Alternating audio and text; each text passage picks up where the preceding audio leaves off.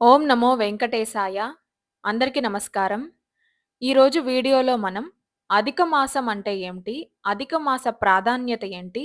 అధిక మాసం ఎందుకొస్తుంది? అలాగే అధిక మాసాన్ని పురుషోత్తమ మాసం అని ఎందుకంటారు? ఈ విషయాలన్నీ ఈరోజు వీడియోలో తెలుసుకుందాం. అధికము అంటే ఎక్కువ అని అర్థం. మనం చాంద్రమానాన్ని అనుసరిస్తాం. చాంద్రమానాన్ని అనుసరించేటప్పుడు చైత్రం నుంచి ఫాల్గుణ మాసం వరకు 12 నెలలున్నాయి. ఈ 12 కాకుండా ఎక్స్‌ట్రా ఏదైతే ఒకటొస్తుందో అది 13వది. దాని పేరే అధిక మాసం.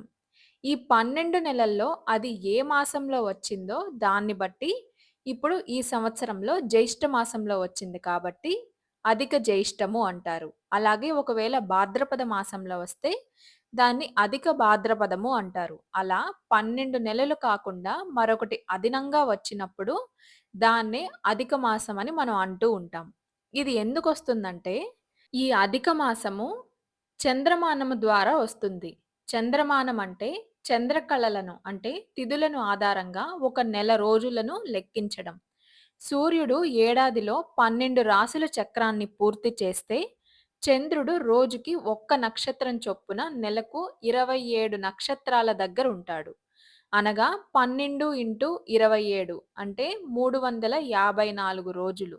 అలాగే సూర్యుడి చుట్టూ భూమి తిరగడానికి 365 రోజుల 6 గంటల 11 నిమిషాల 31 సెకండ్లు పడుతుంది.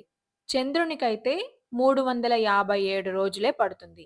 వీరిద్దరి మధ్య సుమారు 11 రోజుల తేడా ఉంది.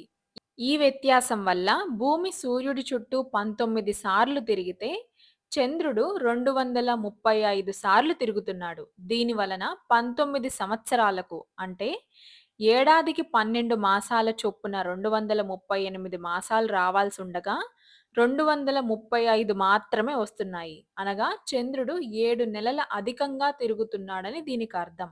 ఈ లెక్కన ప్రతి 32.5 సౌర మాసాలకు ఒక చంద్రమాసం అధికంగా వస్తుంది. ఈ అధికంగా వచ్చిన దాన్నే మనం అధిక మాసం అని అంటూ ఉన్నాము. ఈ విషయాన్ని మొట్టమొదట గ్రహించిన వారు కూడా మన భారతీయ ఖగోళ శాస్త్రజ్ఞులు. మన భారతీయులు దీన్ని ఎందుకు అనుసరిస్తారు అంటే, సృష్టిలో పునరుత్పత్తి వ్యవస్థ ఏదైతే ఉందో, అది మొత్తం కూడా చంద్రమానాన్ని అనుసరించి ఉంటుంది. మన భారతీయులు దీన్నెందుకు అనుసరిస్తారు అంటే, సృష్టిలో పునరుత్పత్తి వ్యవస్థ ఏదైతే ఉందో, అది మొత్తం కూడా చంద్రమానాన్ని అనుసరించుంటుంది.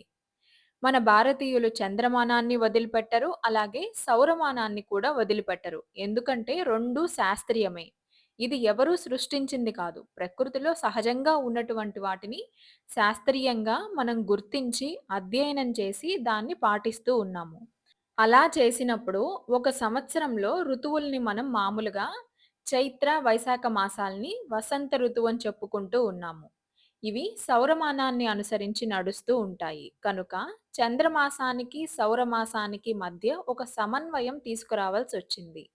ఈ సమన్వయం ఏం జరుగుతుందంటే, సంవత్సరానికి కొద్ది రోజుల తేడా చొప్పున 3 ఏళ్లకి 28 రోజుల తేడా వస్తుంది. అందువల్ల 3 సంవత్సరాలకొకసారి అధిక మాసం అనేటువంటిది చేరి, మళ్ళీ దాన్ని సౌరమానంతో మనం సమానంగా కలిసొస్తాము.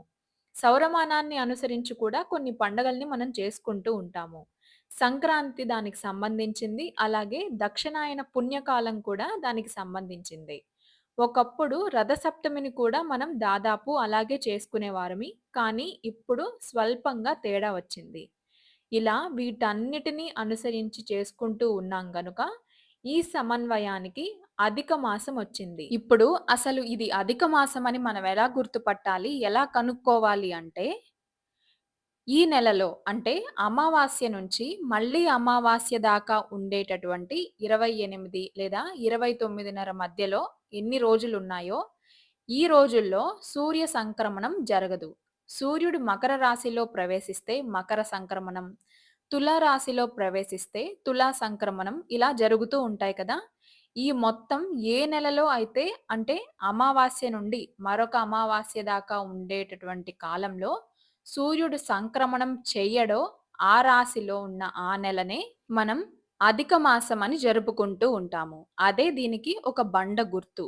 ఇది ఈ సంవత్సరం జ్యేష్ఠ మాసంలో ఉంటే, 3 సంవత్సరాల తర్వాత మళ్ళీ వచ్చే అధిక మాసం అది భాద్రపదంలో రావచ్చు. ఇలా రకరకాలుగా ఎప్పుడు పడితే అప్పుడు ఏ నెలలో పడితే ఆ నెలలో వస్తుంది కాబట్టి దీనికి పురుషోత్తమ మాసము అని పేరు పెట్టారు. అంటే మనం అనుకునే చైత్రం నుంచి ఫాల్గుణం దాకా ఉండే 12 నెలల్లోనూ సూర్యుడు ఒక్కొక్క పేరుతో మనకు కనపడుతూ ఉంటాడు. ఒక్కొక్క నెలలో సూర్యుడికి ఒక్కొక్క పేరు. ఆయనే ద్వాదశాదిత్యుడు అన్న పదం మనం వింటూనే ఉంటాము. ఆయనే సూర్యనారాయణుడు కాబట్టి అంటే సూర్యమండలంలో విష్ణుమూర్తి ఏ పేరుతో ఉంటే ఆ పేరుతో ఆ సూర్యుడిని మనం పిలుస్తూ ఉంటాము. సూర్యనారాయణుడు ఈ 12 మాసాలు కాకుండా అసలు యథాతథంగా తన అసలు రూపంలో ఉంటాడు. అందుకని ఆ మాసాన్ని పురుషోత్తమ మాసం అని పిలుస్తూ ఉంటారు.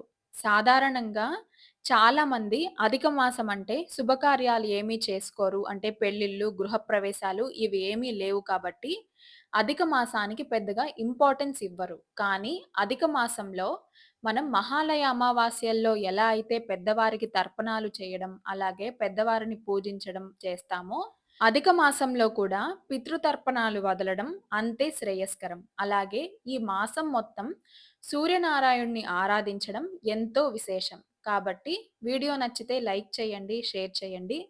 ఇలాంటి మరిన్ని వీడియోల కోసం ఛానల్‌ను సబ్స్క్రైబ్ చేసుకొని ఓం నమో సూర్యనారాయణ మహా అని కమెంట్ సెక్షన్‌లో కమెంట్ చేయండి.